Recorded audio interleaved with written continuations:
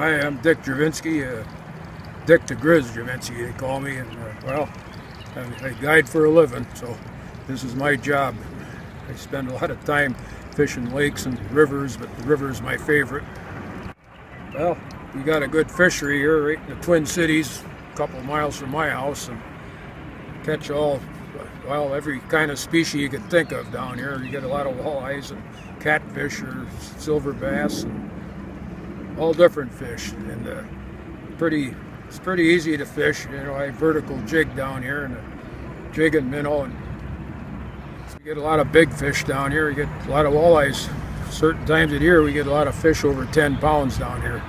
Catch and release, Dick Sternberg and I back in 1989 started working on it. We had like 8.5 hours of video that we showed the DNR catching all these big walleyes, and they didn't know we were down here, and we worked on it.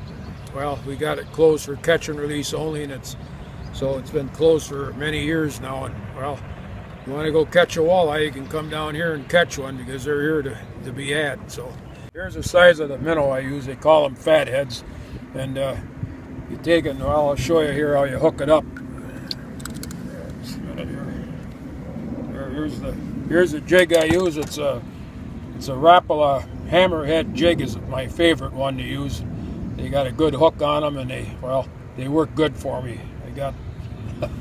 I use a lot of them down here because there's a lot of branches and trees and stuff to get hooked up on. And well, biggest one I got was a 14.6, but I put other ones in the boat over 14 pounds, and you get a lot of stuff, you know, 8, 9, 10, 11, 12s, you know, it all depends when you show up. And how far are we from the Twin Cities right now where we're fishing? Right now we're about, from the Twin Cities, about, I'd say 5 miles. You know. 5 miles? Yep. It's amazing that you can have a fishery like that this close to the big city. Yeah, that's why we did it. And it's working, I'll tell you that. Like I say, if you want to catch a big walleye, or a big one, you want to come, this is where I'd come. Take any lake in Minnesota, won't keep up with this place. So.